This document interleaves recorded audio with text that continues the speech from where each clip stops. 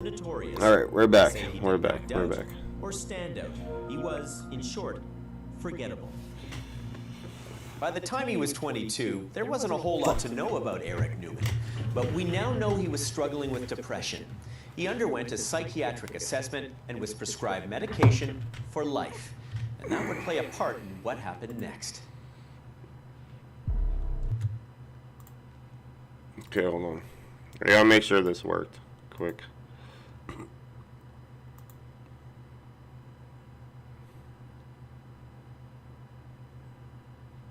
Can you...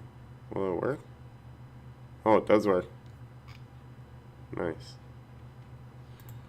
Why is it not glowing though?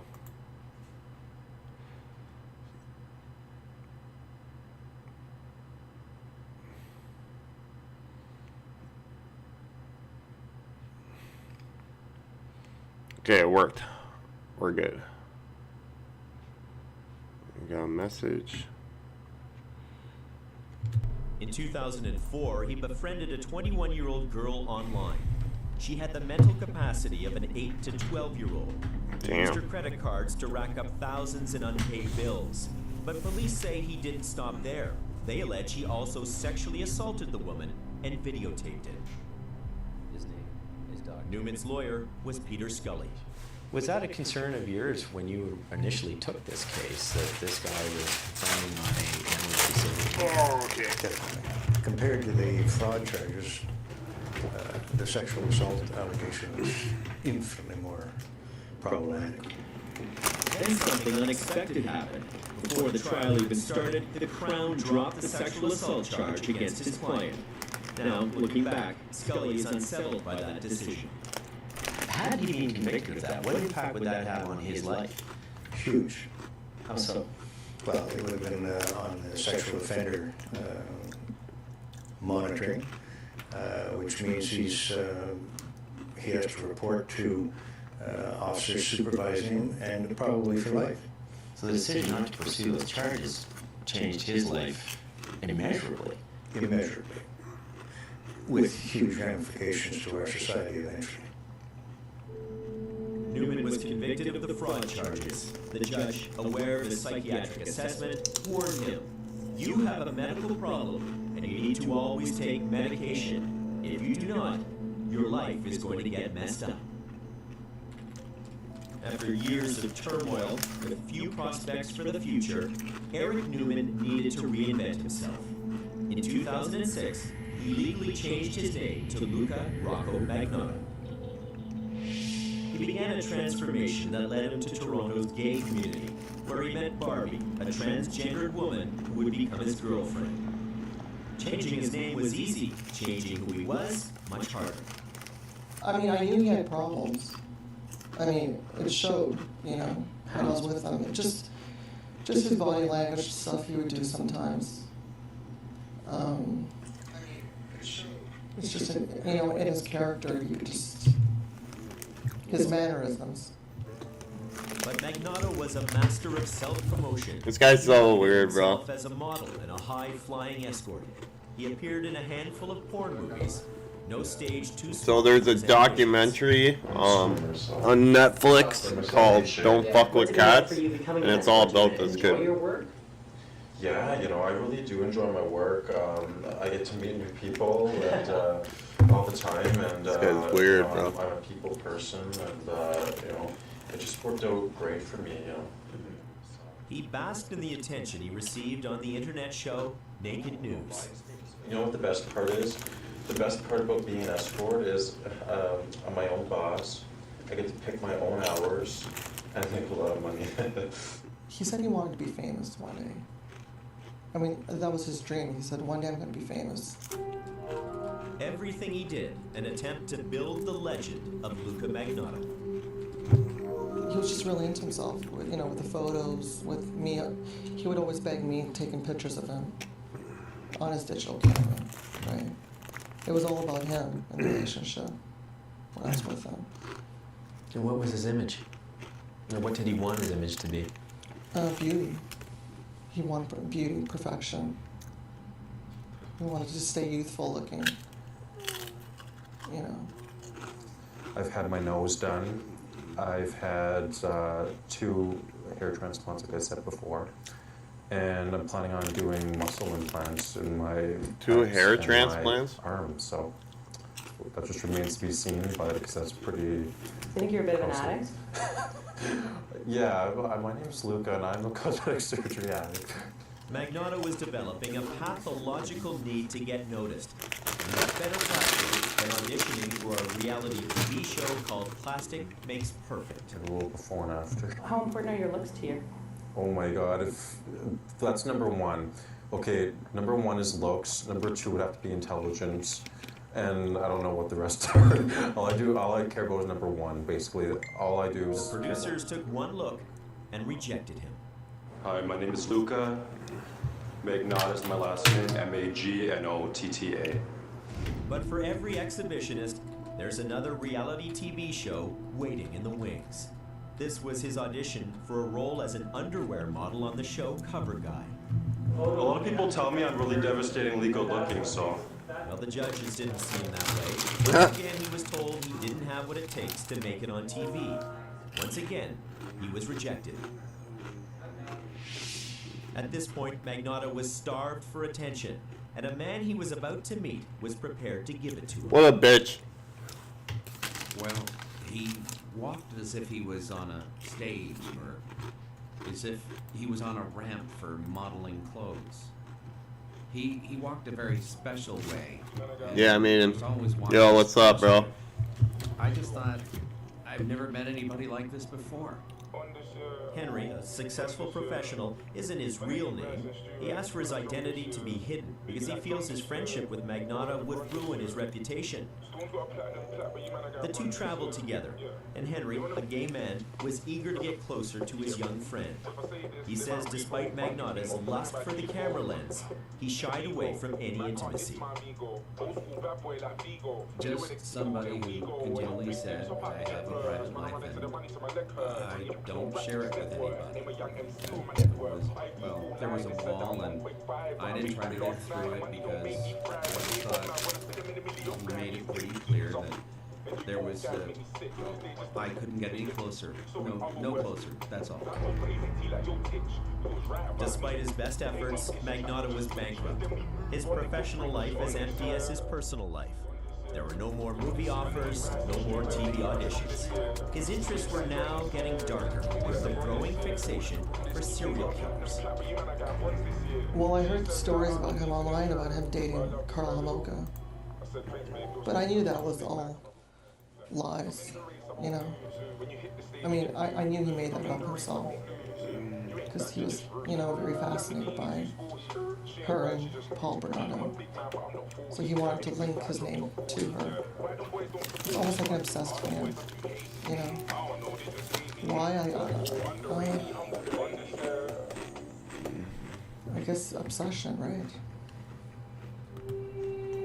Magnotta even went so far as to create this tribute video to Karla Homolka, suggesting they had a life together. Though, if you take a closer look, the blonde woman he's sitting with here, that's actually his mother. Now, after creating rumors he was involved with Homolka, the master of self-promotion contacted the press to deny them. I'm about to have a nervous breakdown here. My reputation is completely ruined. I just want everybody to set the record straight that me and her have absolutely no connection. It created a minor stir, but Magnotta needed something bigger and bolder, and he knew exactly what to do. He was in search of attention, and he was about to get it, big time.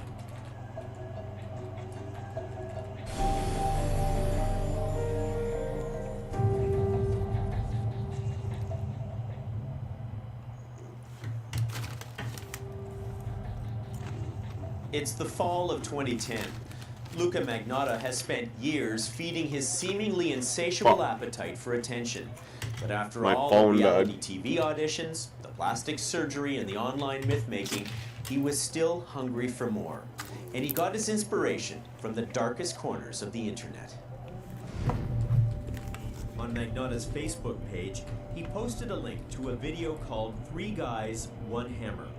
The video is appalling. revealing a man being savagely beaten to death.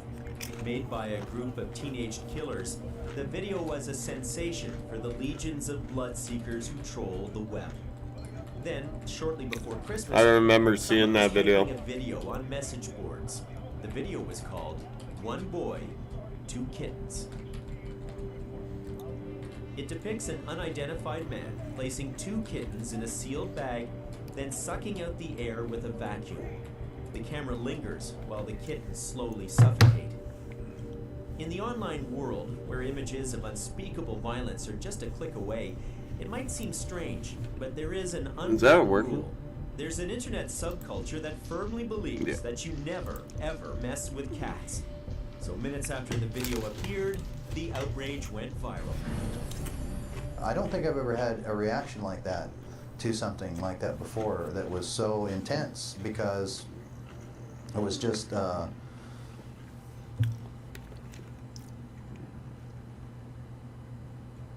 it wasn't normal. Ryan Boyle, a former U.S. soldier with the online name Save Kitty, went on the offensive. He formed a Facebook group.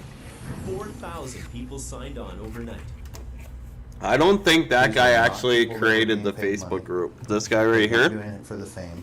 They weren't doing it for recognition. Because this guy doesn't They were even doing it with pop up in the same thing Netflix in series. mind. We wanted to catch this guy. And everyone was volunteering their own time, their own effort, taking time away from their families to come in here, mostly anonymously, to help with this one thing. The Vacuum Kitten Killer, as he was now known on the internet, then released 2 more videos and photos, 24 hours after the original. The identity of the killer still concealed. The online investigators felt he was taunting them. There was something about the way he did this. He loved on these cats. He pet them, he snuggled with them, and then he murdered them. This guy that's doing this, or this girl, we didn't know at the time, that's doing this is a vile human being and this needs to stop. Her online name is Body Movin'. She's one of 11 members of a group called the Animal Beta Project. The activists target animal abusers online. She wanted her identity protected because she fears retribution from the people she hunts. We all are justice seekers. We're all right seekers, you know. These people right We here, all want to. they're we're all not showing their tired face. of They're the being- actual people who are in the Netflix Says, series. we're all tired of being pushed around by people who say this is acceptable behavior. It's not acceptable behavior to film yourself hurting an animal and uploading it for fun or profit. John Green, also an alias, joined the group, convinced the Vacuum Kitten Killer video was just a dress rehearsal for something much worse. What did you feel was at stake? We felt he would continue, that he would harm other animals, and eventually move on to something even more violent, hurting a person. The amateur sleuths began the arduous task of deconstructing the video, frame by frame, looking for any clues that might reveal the identity and the location of the kitten killer. And then, a major breakthrough. These photos were planted on a website. Same kittens, same apartment as the video, but the face of the killer was no longer blurred. Ryan Boyle, the former soldier, now believes they came from Magnotta. The question is, had Magnotta drawn attention to himself just to get attention? Yeah, he did. That was the whole purpose. But see, the question is, if he had wanted to be known, then why did he do something that was going to send him to jail, where he will never be heard from again? I don't understand. Was he crazy? He was crazy. The fucking 4 days spider. later, another clue, and delivered once again, they believe, by Magnotta. The name of the kitten vacuumer you're looking for is Luca Magnotta. He was born in Russia, lives in Los Angeles, and has lived in several different countries. The apartment in the video is located in West Hollywood. Hope this helps. I'm 100% serious. While Magnotta revealed his name and his face, he continued to quote shit. his location, keeping himself safe from no, the he ain't possibility there, of legal prosecution. So the amateur investigators Googled his name to try to find him, and even they were overwhelmed by what they discovered. We started doing research and we had to stop and saying, is this real? Are we imagining this, or is this, it's too surreal, this can't be happening. And we had to take a step back and say, let's look at this from an objective mode. Is this real? What was surreal? Everything on the internet about him. Magnotta's carnivorous narcissism exploded before their eyes. All his multiple looks and identities, designed to both promote and protect. They read him boast of his ties to serial killers and the Russian mob. They read how he said he was persecuted because of his white supremacist sympathies. And they marveled at his imagined celebrity as a model and porn star. Luca is the Prince of Canada, writes one fan, likely Magnotta. He's a god here. If you have 50 different blogs and a whole bunch of YouTube profiles and MySpace profiles, and I can't even name, I mean, it seems like every day they're finding new different websites that he purportedly created. You've got to spend a lot of time on the internet. Had a house in Paris. Had a house in Paris, Miami, Boston. I mean, There's pictures of him with sports cars, Yeah. making it look like he lives this glamorous lifestyle, but hundreds of Facebook profiles and pages and groups. But finding him wouldn't be easy. Magnotta made himself a citizen of the world. There he was in Los Angeles, driving a fancy car, or sitting in a hot tub surrounded by friends, or another at some exotic beach location. They're all photoshopped. They're all photoshopped. We found the images that you're speaking of. I know him in Miami, in front of the Miami sign, and he's sitting there looking cool. That's not him. That's actually somebody else, and he put his head on that person's body. You know, he says that he's in Russia, he says he's in Miami, he says he's in Los Angeles, he says he's in, you know, all these New York. It's all at the same time, and nobody can do that. Nobody can be in 5 different places at the same day. They were determined to find him and stop him, and they got the break they needed when they came across this seemingly innocuous picture. They knew digital pictures contain invisible data, bits of stored information embedded in the photos. Using that, the online investigators could determine details about the make, model, even the color of Magnotta's camera. Pink, by the way. They could also determine when and where some of the pictures were taken. This picture was taken on a cell phone and stamped with a GPS location. Turned out, Magnotta was in Toronto. Magnotta was in Toronto. So that's late October, okay? The images from the kittens were taken on November 28th. Now that they knew where he was, they contacted the Ontario SPCA with an urgent request. This kid didn't even live far from me. I'm in Ontario. Location, give it to police, they'll handle it from here. An inspector with the OSPCA, Brad Dewar, says a file was opened on Magnotta in January 2011, and it was treated as a priority. Certainly, past history has proven that acts of cruelty will accelerate to acts of cruelty to children and to adults. You've seen that? You've seen that link? That link has been proven by the FBI. Dewar says the OSPCA was now working with the Toronto Police and the RCMP to find Magnotta. The information that we had was that he was in Toronto, but if he was bunking with someone or living somewhere else, there was no fixed address with his name on it. So you're telling me here that there was no way, if he was living in Toronto as we know, there was no way to find him with whatever resources you had, or the Toronto Police Service, the RCMP, whoever else that you've reached out to?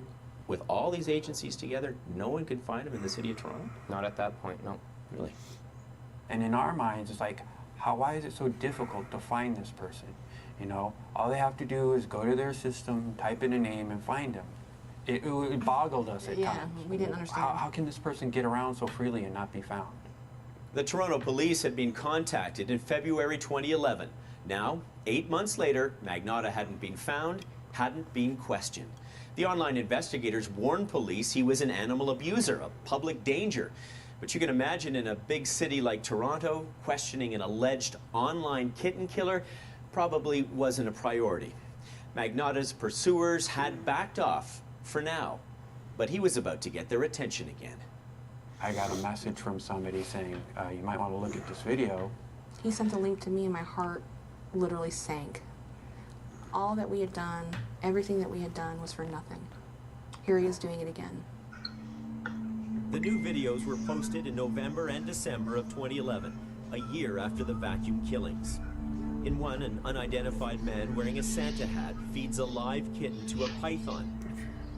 In the other, a kitten is duct taped to a broom handle, then drowned in a bathtub. I knew it was Luca. I mean, in my heart of hearts, I knew it was Luca within the first 30 seconds of the video. It felt like he's waving and sticking Catch our me if you noses can. in it. It was basically saying, look, I've done it again, you're not going to catch me.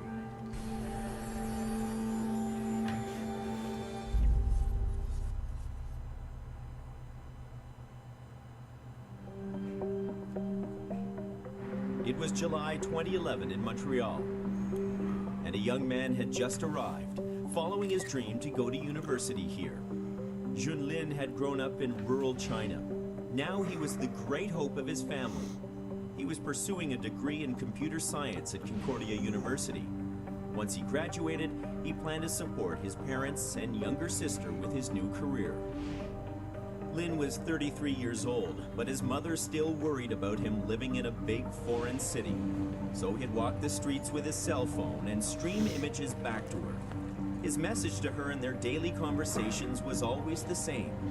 Don't worry, he told her. I'm safe. I got a great view of my condo other than this bitch keeps complaining about me. But where was Luca Magnotta? He'd left Toronto, planting a story claiming he'd fled to Russia. Still, his pursuers hadn't given up finding him. We felt like we were always one step behind him. Eventually he's going to make a mistake, and he's going to give us a piece of information that's going to give us exactly where he's at. That was, to us, the one piece of information. We didn't have an exact address. Your help is needed. The team of internet experts had now spent a year analyzing Magnotta's online footprint. They released this video to the internet, illustrating his kaleidoscope of identities. The video, a worldwide alert asking for help in bringing him to justice. The question, where in the world was he? We need your help. Luca also goes by the name Eric Clinton, Kirk Newman, and Vladimir Hominov, as well as hundreds of other aliases. Magnotta was making news in London. This headline in the UK Sun on December 3rd last year urged people to help catch the sicko. 2 days later, who but Magnotta himself would walk into the Sun's office to deny any link to the videos. Why would you write? Sun reporter Alex West confronted Magnotta. You can pretend to be someone you're not on the internet. People frame me, so isn't that logical to try to defend myself? Think about that. But they're not. But that doesn't make sense, They're not it? pretending But to you're be not someone they're answering me. not. You're not answering. But they're not pretending to be someone But they're you're not. Well, they're pretending to be me. People are pretending to be you. Isn't that obvious? 2 days later, the Sun received this email, believed to be from Magnotta. It's fun watching people work so hard gathering all the evidence and then not being able to name me or catch me. You see, I always win. I always hold the trump card, and I will continue to make more movies. Next time you hear from me, it will be in a movie I'm producing that will have some humans in it, not just pussies. The London police were notified. They said it was out of their jurisdiction. So he slipped out of the UK and disappeared back into his virtual world. Those who were looking for him knew police weren't going to spend their time building a case against a suspected cat killer. They knew they had to tighten the noose, and they knew they had to do it themselves. I think our biggest frustration was getting people to believe us. Ryan Boyle, the former soldier now commanding a Facebook army of 4,000 people looking for Magnotta, knew they needed hard evidence. No one really cared. We had a lot of trouble getting help from anybody. So the way we felt about it was, well, we just needed to build the case stronger. We had to make it, and that was really that was sort of our goal. Was we wanted to make a case that was so rock solid it was impossible to ignore. So the animal activists produced a CSI-like video laying out their case against Magnotta. The proof Magnotta and the kitten killer were one and the same, they asserted, was right in front of our eyes. The furniture in the videos matched the furniture in Magnotta's personal photos. They matched the animals he killed with ones he posed with. They pointed out the similarities in the clothing the killer wore and the clothes Magnotta wore. And look, this chair seen in the Python video appears in pictures posted on Magnotta's own website. Please remember this face. Brad Dewar of the Ontario SPCA conceded the case against Magnotta was mounting, but without a suspect to question, what could be done? Our goal at that point is to confirm those details. So it's great that those details came forward, but now as an officer who's investigating the case, we have to confirm that. And that's why we needed to further the investigation with police services to try to locate this person and try to find out where they are so that we can confirm those details. While Magnotta had a sweeping presence online, in the real world, he was like a specter. No credit cards, no paper trail. Ironically, he seemed to glide through life unnoticed.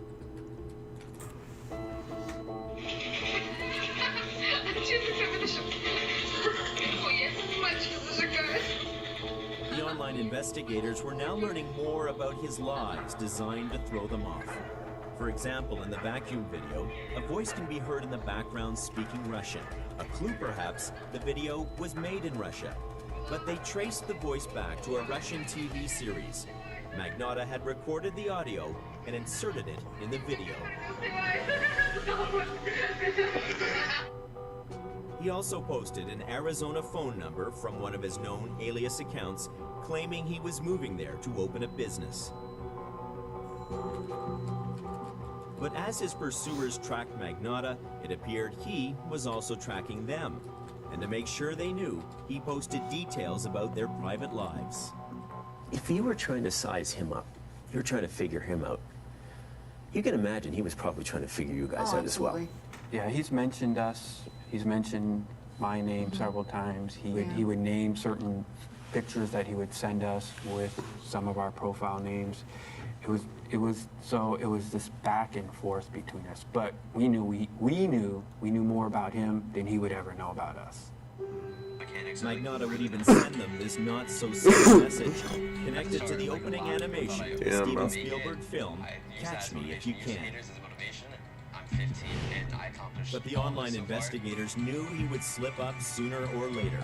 And then, a tip. Magnotta may be in Montreal.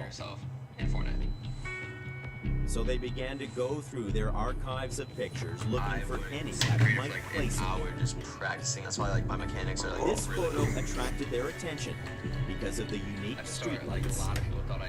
And they're very ornamental. They're very kind of ornamental. What'd I do? You know that's specific to a city. So Also, the light poles were very unique. They were straight and then rounded very slightly, and they looked unique to me. So there's just, you take that photo and you look for things that he can't manipulate that's there. You look for a landmark and you just start going to Google Maps.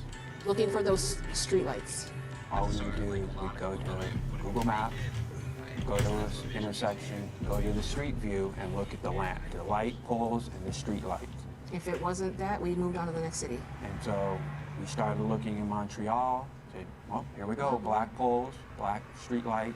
This seems to be the area, and basically what we do is we just take like a grid pattern. You go here and you start looking for this location. They found the exact intersection in Montreal.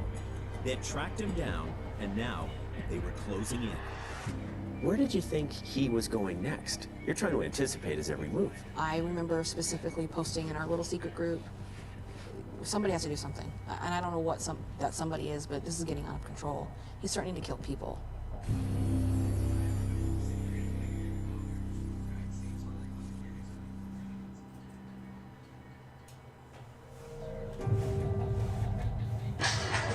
What's up, and hi to all my fans. It's hard to pinpoint what was fueling Luka Magnotta's desire for fame and recognition. I just did what else was to say. Did it start when he was Eric Newman, the sad kid from Scarborough? Damn, bro. Was his The narcissism sad kid a way from to mask Scarborough. his It's not personal even and far. professional failures, and his struggle with mental illness? It's hard to say where it started, but soon people around the world would know his name.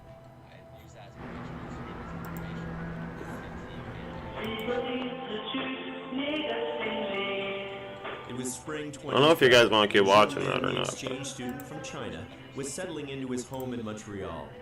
He'd sent pictures back to his mother, expressing the joy. I can watch it while I play. This is the last one he sent. A simple park in his neighborhood. Isn't it beautiful? 5720 to Carrie Boulevard, apartment 208. Luka Magnotta had just moved here. The lives of these two men were about to intersect. Your help is needed to locate Luka Magnotta. This individual. In April, a video is posted on the web, urging people to join a Facebook group to find the, quote, serial killer. It's believed Magnotta made this video and issued this warning. Do not approach Luka Magnotta. He is a dangerous psychopath. The online investigators felt they were closing in. They'd spent 18 months on his trail, ever since he made his first kitten video. Now they were sure he was in Montreal. They sent that information to the Toronto Police and Brad Dewar at the Ontario SPCA. We immediately reached out to the SPCA in Montreal and Montreal Police Services to identify that we had this concern with this individual and we were That's seeking fucked some up. help. Was that good enough, in your opinion, for something to be done? It was certainly enough information was provided to raise the alarm and to continue to question, to ascertain this person and to speak to them, to make contact. There's enough information to make contact. Did any SPCA official, did any police official speak to this guy? Damn, through bro. this timeline now where we're getting to more than a year and a half? Not that I'm aware of. So the online investigators contacted the Montreal police themselves, telling them Magnotta was a threat. But to Montreal police, Magnotta was a nobody. They had no file on him, there was no warrant for his arrest. In short, they said there was nothing they could do.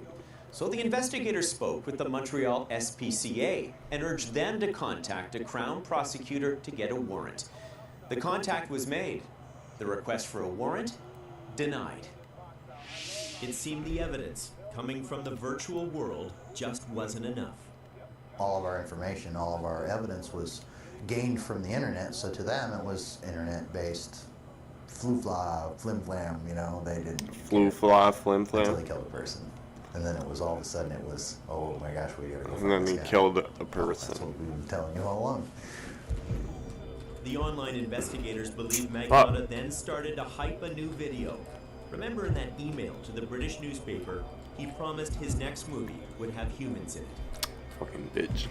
First, a picture was posted with someone in a purple hoodie clenching an ice pick, promoting one lunatic, one ice pick.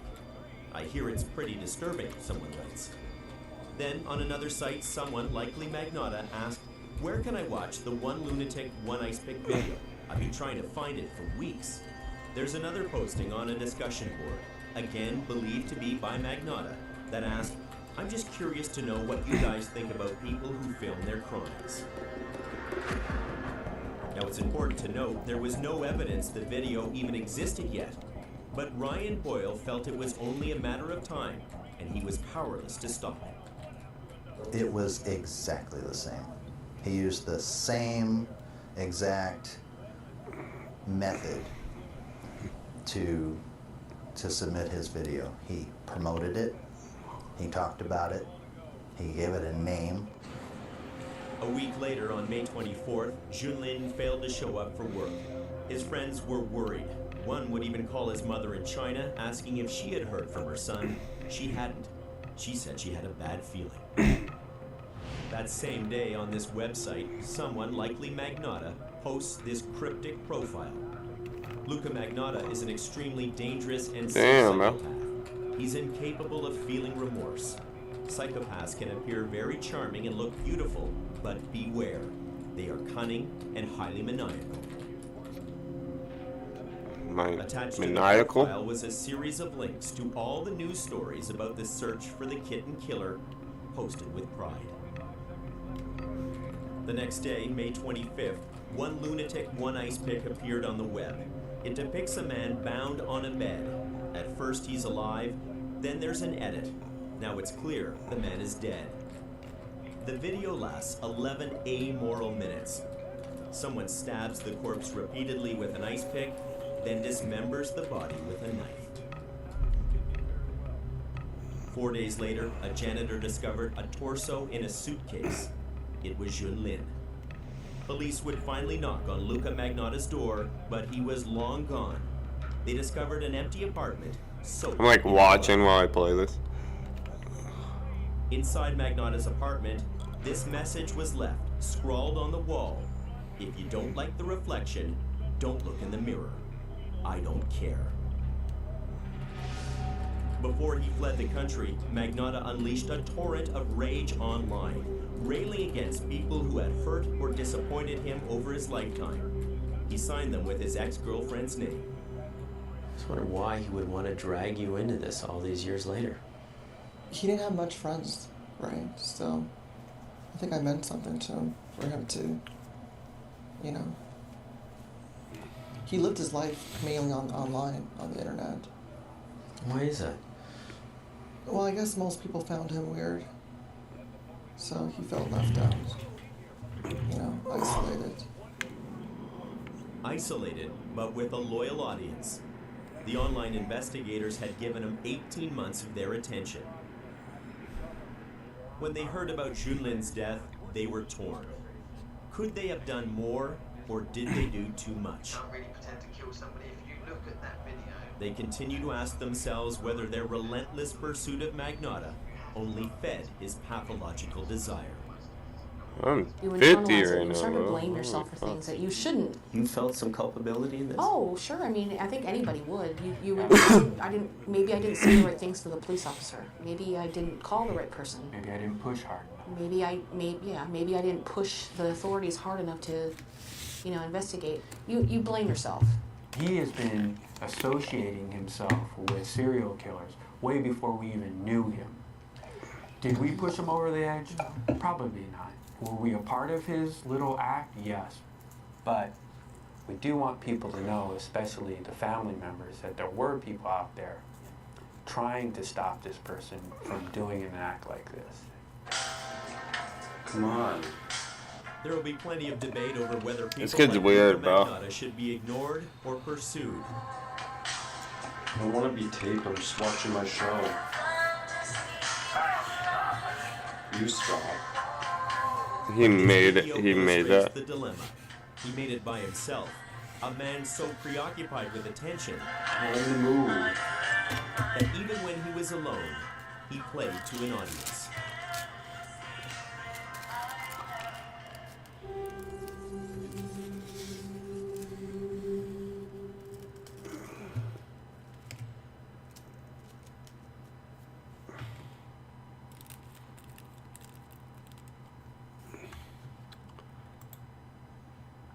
This incredible $49 smartwatch can detect serious health risks before it's too late and potentially save your life. It lets you monitor your vital health signs such as blood pressure and heart rate in real time Okay, and send I'm gonna alerts. put that back on Best for a thing, couple minutes. It's so simple, anyone can use it, even with zero technical knowledge. This state-of-the-art invention was created by a computer scientist who was taking care of his mother who had a heart disease. He was looking for a device that would allow him to know Yo, about go, his mother's hold on. health at any.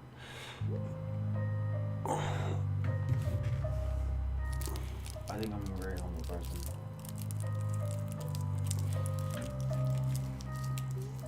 Respectful. I treat people how I want to be treated.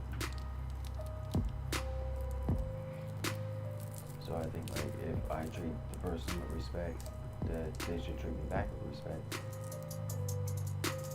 I don't look down and I don't judge people for like their mistakes and stuff. You know, I expect the same.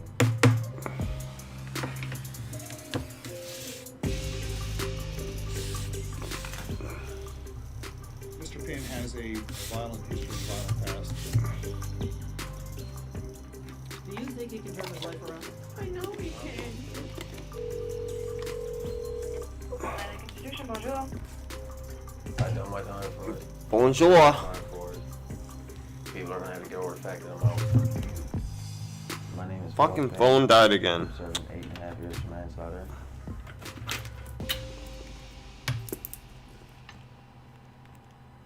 I was just gonna look at your message too. Oh fuck.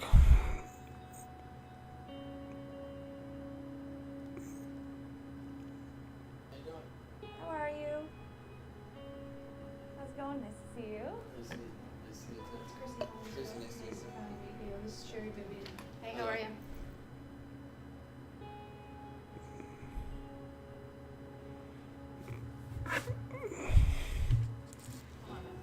Am I going to be rolling on this?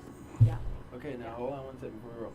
The whole point of this, sorry, like, I just want to know what it is. Is it like a documentary? Is it is it gonna be like on the news, or is it just like a show? This will be a documentary, documentary. So this is about rehabilitation and second chances and looking forward and about you and how the situation you're in right now, how do you see yourself and how do you pick yourself up and move forward?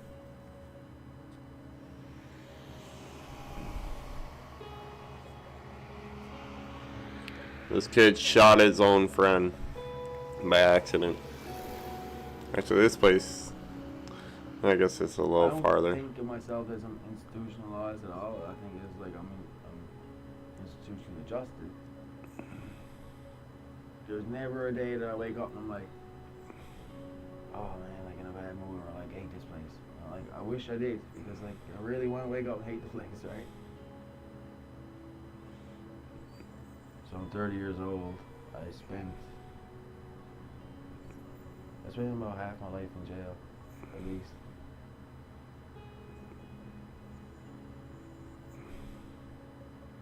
So basically, as of right now, like I'm in jail. So I don't think about the outside because that's how I deal with my time. I'm just waiting for my phone to turn on. A lot. Alright, But that's the price you pay. Like you get out, you live this lifestyle, and you want to go around and like doing what you're doing. And this is what happens to you. You go to jail, you get back out, you're sick, and you come back. Like that's what happens. It's a shitty cycle, but this is just how it is.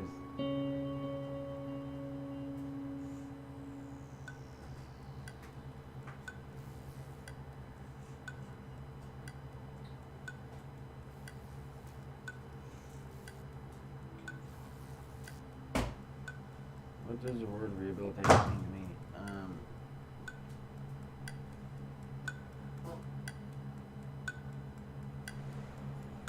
You can't expect to put someone in jail and be incarcerated around a bunch of people and say, okay, go in, sit down around these people now for 3 years, and these are people who you're going to associate with, and these are people who you're going to hang out with, and it's hard to rehabilitate people when they're around a bunch of criminals. It's not like in prison everyone's sitting around talking about how you want to be rehabilitated, because they really don't. It's more talk like what criminals do when they get out.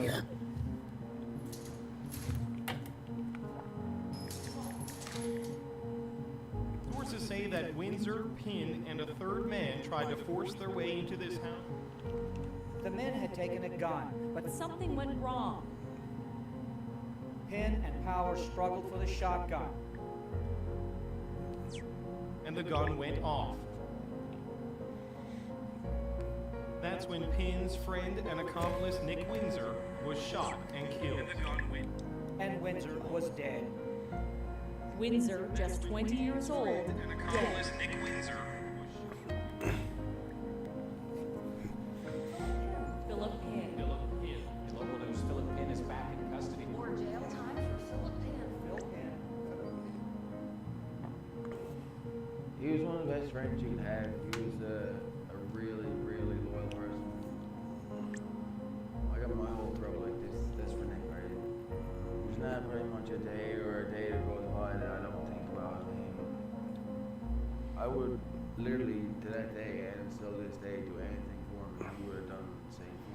why he was.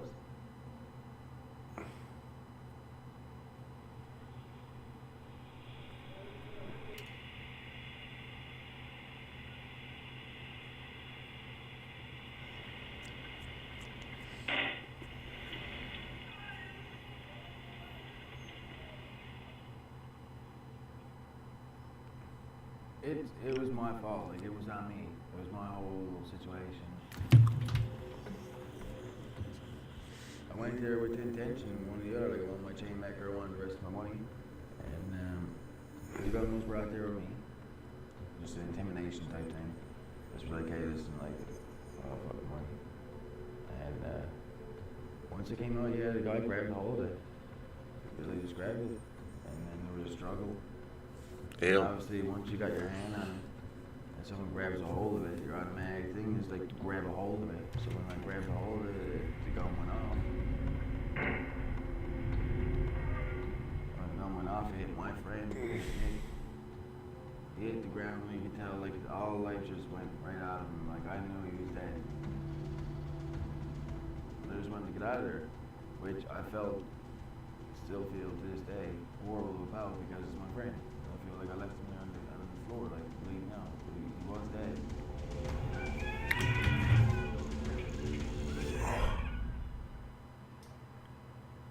That still to this day affects me. Damn.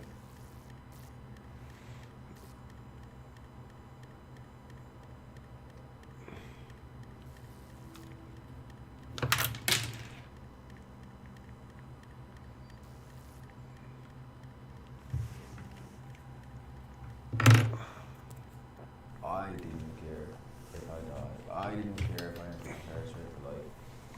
That was who I was. That's the image that I had, and that's just the way my life was. I didn't think about who would affect me.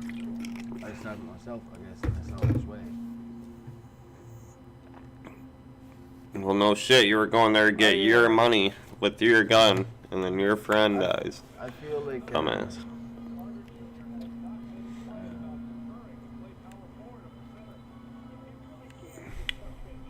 I don't say that like I would forgive myself for it, and I don't say that like it's just, I know you're here today only for me, right? So like I know that it is on me. It's just, I would like to speak to his mom. Until I get to sit down with her and apologize to her face to face and be like, hey, listen, this is what happened. And I'm sorry for what happened to Nick. And yeah, I hope you can make it. Like, I think I need to speak to her more, like just one-on-one type thing, and have a conversation, and apologize to her, and then that'll help the whole situation.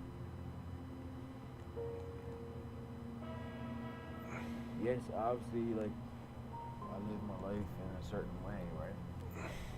And Fuck, my camera's about to die. lifestyle, and then, like, I don't want to have nothing to do with this lifestyle anymore. I don't have nothing to do with these people because like, I had so many people being me over the years and I need them, right? Yeah, I'd have to think about that $100 one, bro. Cause pay $100 on a flop, like that wouldn't be good, bro. I got a kid and shit. I can't just be paying out $100 on flops.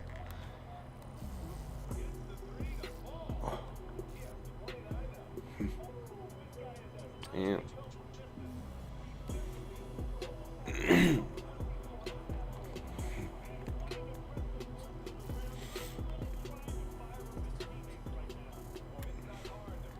I moved around a lot as growing up. Like a few months we live here, and a few months I live here. Like it's kind of like a back and forth situation.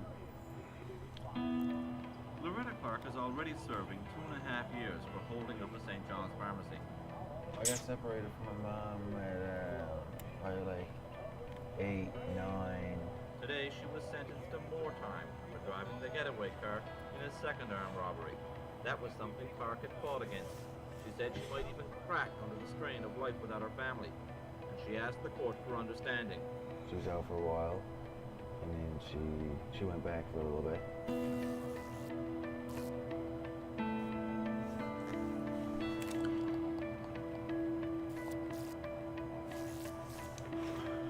Yeah, I'm probably gonna game tomorrow. Tomorrow night.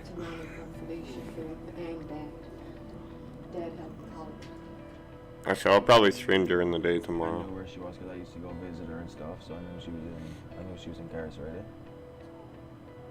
My two kids at home now, I mean, I can't contact them. They don't have a telephone. So, I mean, I go, you know, sometimes weeks without speaking to them. But if I were here in a facility in St. John's, if there was one, like the HM Penitentiary on Forest Road, I could have regular contact with my kids. Regular visits. If they have problems, I can help with. Philip says to me right to today, you know, I keep saying it's my fault that you were introduced to the police. Police say Pinn's family was involved with his earlier escape. His mother and sister were. You would have had an entirely different life. I can't say what you would have had because I can't predict the future, but I know it wouldn't have been this. And he says, no, Mom, that's not true. I just knew that they treated me good. They did, like my whole family, my mom, my dad, like they were. Sounds like my neighbors are fighting. For us, for our family, right? And yes, they do. Yep, they're sometimes, fighting. like, you know. Hold on.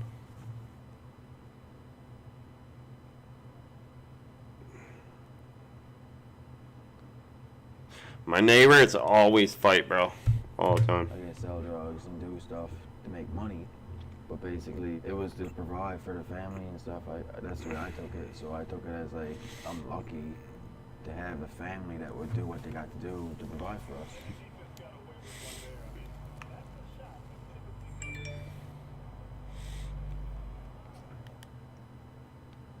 I guess I started acting out a little bit, like when my mom was incarcerated. At the time, my dad was like, he drank heavily. He just lost his house and his business, and he lost a lot. So it went from we were living in a nice home, and then we ended up moving to this rundown house pretty much. And yeah, so it was basically just stealing like food and stupid stuff like that, right? Just as a kid, like hungry and that. And I got picked up for like, I think it was theft, maybe theft. And then it just escalated like from theft to like, just then once I got in the system, then it was a breach. If I didn't come in on time, I get a breach. If I didn't go and meet with like a probation officer like every so many weeks, I'd get a breach for that. I don't blame anyone for any of my situations. I'm my own person, right? I'm 30 years old. I put myself in situations. I guess I grew up around the environment of it, and that's what I was introduced to.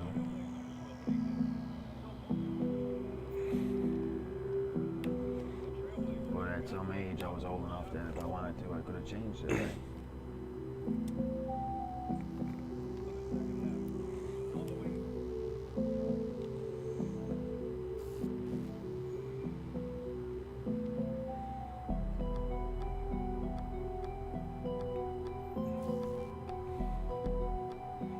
Imagine. This kid was reckless back in the day. Sounds like me back in the day, bro. I regret so much not going to school. I guess from my like dyslexia, like I couldn't read a lot of stuff and I couldn't participate in a lot of stuff. So like there was days that I literally just didn't want to be there because I felt stupid. If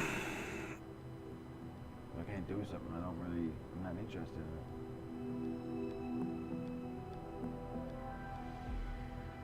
I take the blame. I own that for their lives. They probably would have, you know, been better educated. Like, I think I tried to be more of a friend, and I should have been a mom. When I went to Beansville, my mom was after getting out and she got incarcerated again and stuff too. So like a lot of people, I guess, knew like the way my family were and like the way I was, and like I guess we just had the name for it, right? I guess once they realized that like I was kind of in and out of the trouble and stuff, they just kind of understood, okay, like this is the road he's going down, and like that's it.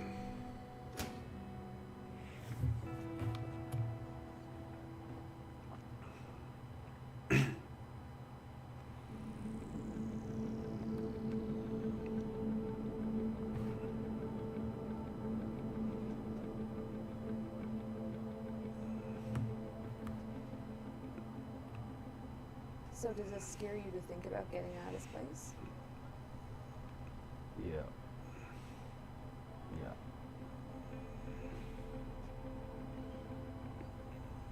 I haven't, I guess, worked for anybody before. Like, I never ever worked a job before in my life till I came to federal prison.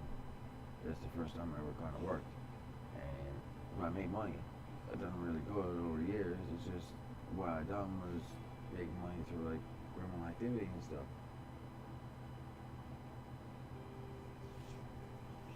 Do I think I could change? Yeah, I don't know how he made so much money, because when he gets out of jail, he's got all nice clothes. He's like, he definitely pays a lot of money for his chains and shit too. Like the cycle is the thing, because it's like I'm so deep into it now, and I'm just like, I know it's just been. I've seen that picture before. I think I've seen this guy's Facebook before. It is the fucking more stuff.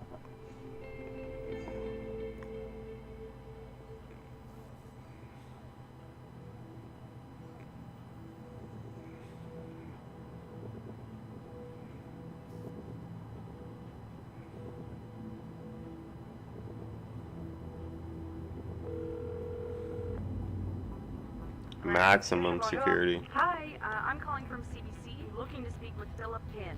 Yes. Are you able to wait just 1 minute while I get him down here? No worries, yeah. Okay. Moment. Tough. Okay, go ahead. Thank you. Hello? Hey, Philip. Hey, how you doing? Good, how are you doing? I picked up some charges from running up on a PC and ended up assaulting one of the PCs, and then I got a bit of time for that.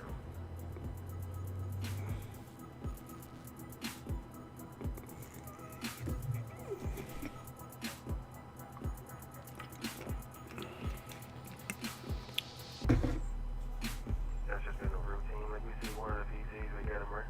That's just been the way it's been there for years. This is how it is, right?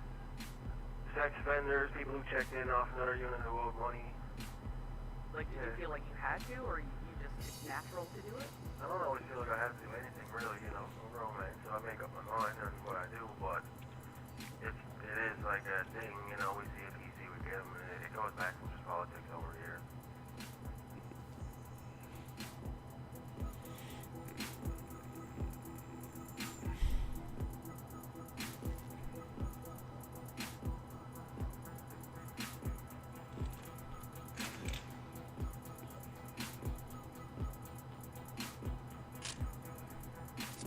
It felt amazing to walk out them doors. I've been in there a long time.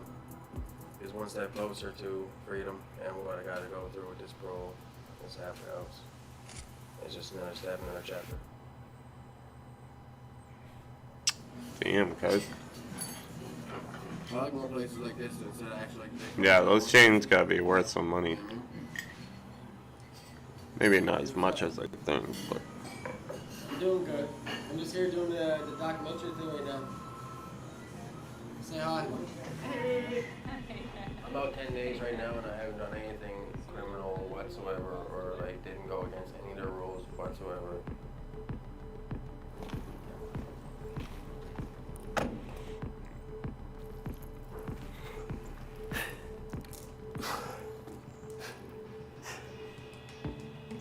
Working out is part of my routine. It keeps me in a good headspace. Keeps my mind clear. Keeps me on a good routine, which I feel like I need a bit of structure.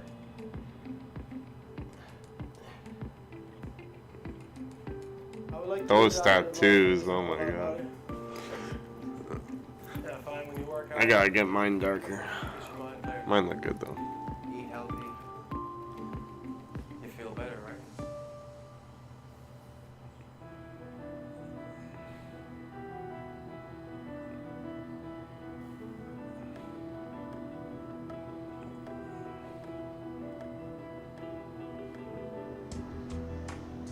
I have no desire to get back into anything.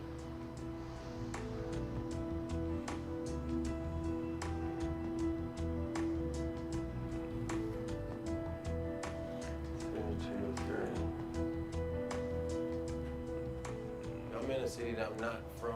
The people people that I know here are saying I'm not allowed to hang out with and talk to. It's really hard not to get back into what you know. You know what I mean? It's so easy just to go back and do what you want to do and make money that way, the easy money, but like when you're trying to actually be good and like, you know, be successful, it's like one bump after another to try to do it, you know. At the end of the day, it's about rehabilitation. You're supposed to try to be there for people and give them positive support, you know, not take it away from the person.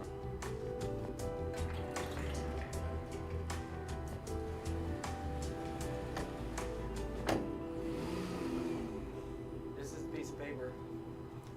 I had to carry this with me everywhere. If I don't, I'll probably breach my parole and go back to jail. What does it say? It's just all my orders. Where I'm not allowed, keep peace, good behavior. Feels like I'm still being punished for stuff that happened a long time ago, and I get it. You know what I mean? Man is dead, he's my friend, and it was a big deal. And like, that's something that, you know, is never gonna leave me at the end of the day. But when I do my time and then I get out, like when is it for me like to move on and be able to actually get a job and be actually be able to like, you know, reintegrate into society and stuff, right?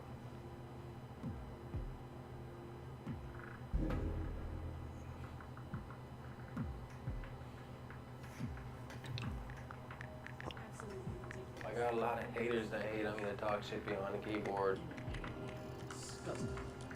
Each their own, I don't really care.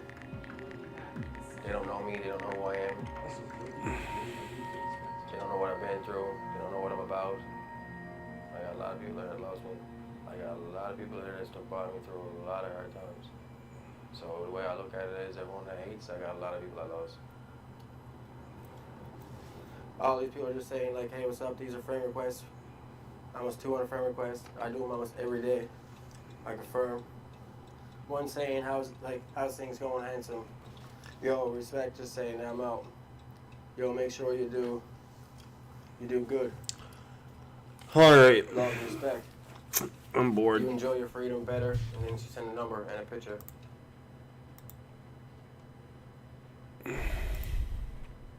Nothing popping.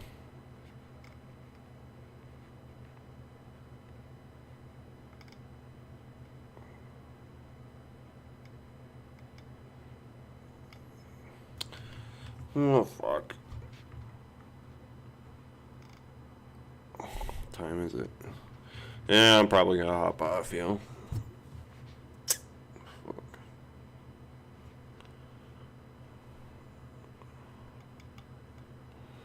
Transition.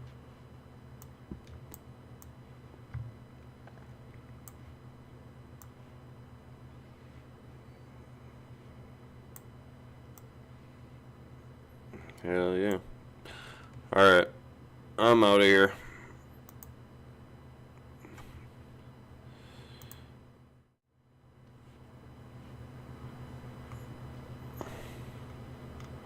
We out, we out, we out.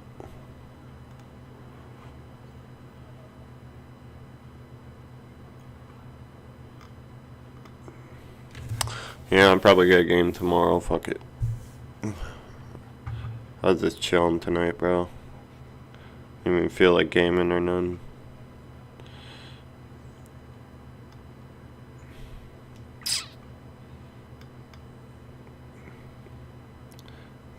So. Alright, peace. Peace, y'all.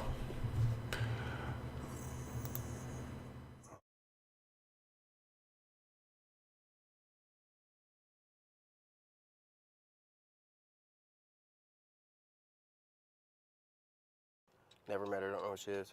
This girl here, good morning, gorgeous, don't know who she is. Boom. And she sent some pictures too, just say. You didn't see them. Good.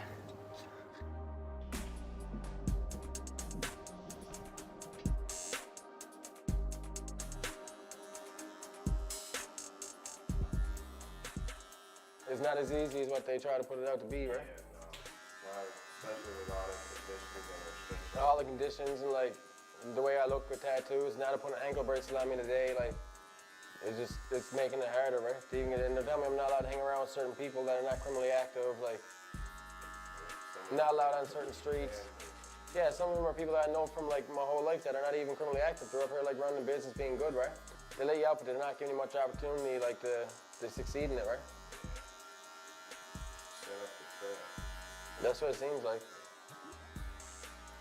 But you know what, man? You gotta play the game, right? You gotta do what you gotta do, man, because it is what it is. Like, freedom's a lot better than where I was.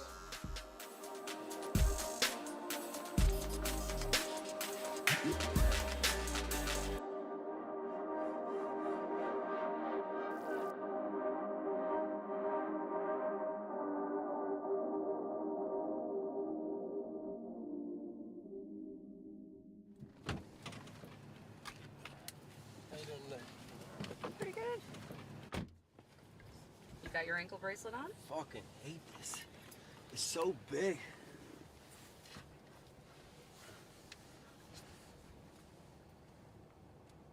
Looks kind of old. It looks super old. I gotta literally take this piece here in the nighttime, put a charger on this, and then plug it into the wall.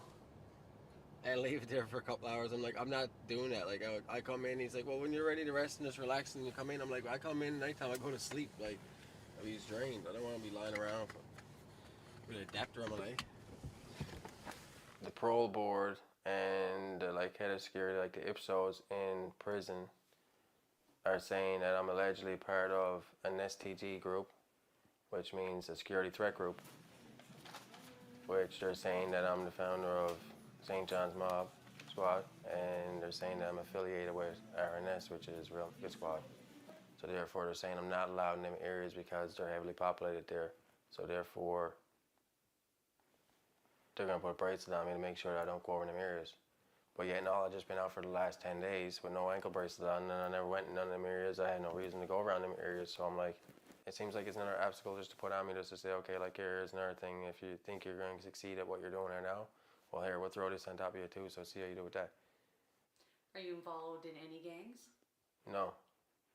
But I've been in prison for a long time, you know, so I'm up there, I got buddies, you know what I mean, I got friends that are around, like, you know, so if they want to say I'm associated with this or I'm associated with that, then... Okay, so you have a tattoo on your arm. You have the other alleged gang tattooed on the back of your neck. So how can you say that you're not associated with them? Just because people get tattoos or something, like, we're in prison. We got one tattoo artist on the range that does tattoos sometimes, like, you know. But you wouldn't just go out and get like a Crips tattoo if you're not part of the Crips. No, you're right. I wouldn't. Yeah, man, let's see what this spot's saying, though.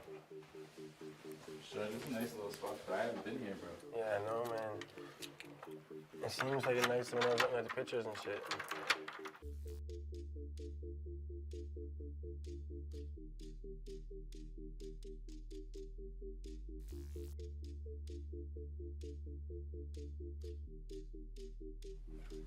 This is a nice spot, bro. Yeah, man, it looks alright, doesn't it? A lot better than where I was, right? Oh, yeah, for sure. Somewhere to come chill in the daytime and stuff instead of being in that halfway house all the time, you know? Get a break from there. Yeah, man, it's got a pool and stuff too here. Like, it's pretty nice, you know? It's somewhere to go and relax or whatever. I'm sure some people would lose respect. Yeah, if I went totally clean and, like, cut everybody out of my life and stuff. Yeah, they'd be pissed. Why wouldn't they? I'd be pissed if someone done it to me, like, after being friends for so long and all of a sudden, okay, you want to go and you want to smarten up, cool. But why cut me out of your life? And that's the way I look at it. Like, you know what I mean? No matter what, if I want to go and do what I'm going to do and not shut people out of your life, that ain't me. I would never do that. I think personally, when someone's down, they need it, that's when you're supposed to be there the most.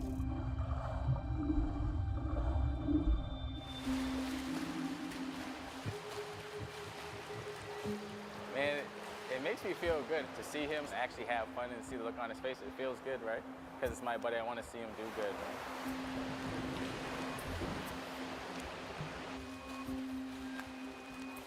Me, in my situation, I don't create any trouble. I haven't since I've been on parole. I'm doing good. I'm following the law, going to school. So I can't see why he can't hang with me because I would consider myself a positive support. If you hang, if you're around Philly, you see like he's always making jokes. He's always smiling. He's easygoing. He doesn't look for problems in people. Like he's not some crazy, like angry killer like they make him up to be, right?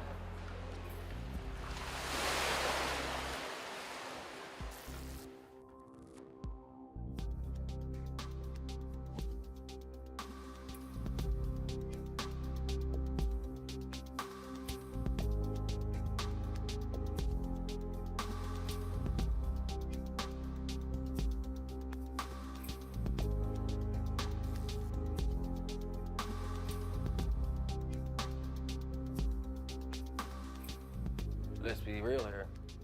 The people that I allegedly done stuff to and the people that I kind of been involved with are, you know, no angels. So like sometimes shit's gonna happen. So what's the significance of this tattoo? When did you get it? I got it in Spring Hill when my buddy got shot outside the half house. So I got it in a memory for him because he got cherries on his face. How many friends have you lost since you've been in prison? 11. Yeah. Yeah. For violence, drugs? All different things, violence, drugs, overdose, all that kind of stuff, you know. Fix the problem from the root of it, you know what I mean? Like if the system don't work for people and it's not reintegrating people into society, then therefore you should look at that before they look at, okay, he's released to society now and he's a danger to the public, so we're gonna put a bracelet on him and we're gonna give him all these restrictions and we're gonna do this and do that. When you just had 8.5 years of my time to do something with me. How hard are you gonna try to stay out of jail this time and stay out for good? Honestly, probably the hardest I ever tried in a long time. I'm in the best headspace that I've been in a long time, you know? I've been in there a long time. So I think this time it's gonna be a lot different.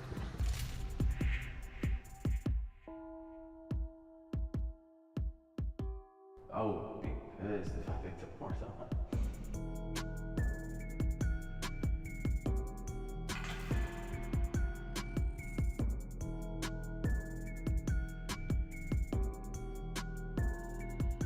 Man, I don't even know how I got sent back, to be honest with you. Obviously, it's my own fault I came back to jail. Urinalysis test came back dirty for opiates. I'm allowed to smoke weed because I went and got my weed. I took responsibility. I was like, yeah, okay, I'm dirty for 2 of this thing. There was a couple things to do with social media. It was like hashtag gang, and I had my shirt lifted up. I had suspicion that I had her working. She was prostituting, whatever, and she was working for me.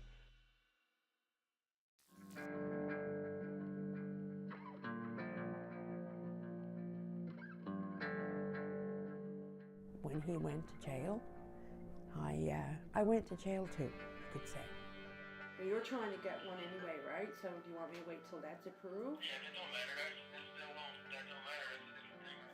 He has never called me and got no answer. He's always saying, I know what I'd do without you, Mom.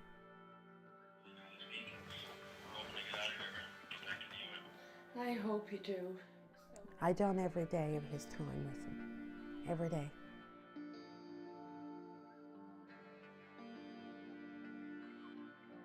This little guy here doesn't go to sleep without me. Philip sent me this in May, Mother's Day 2012. He sent it from the penitentiary. He doesn't forget me. He'll never be free from the police. They're always going to bring him down. He's got my support, look, 200%. And I will do everything I can to keep him away from going back inside.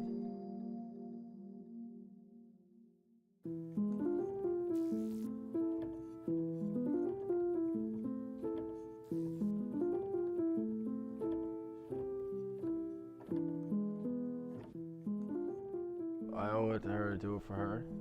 The only thing that's after stopped me in like past, like, cause some of the, I guess, the lifestyle that I was living, I didn't want her growing up around that.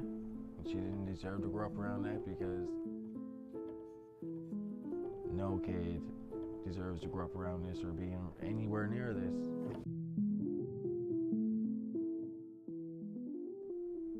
The way people grow up affects them, obviously, right?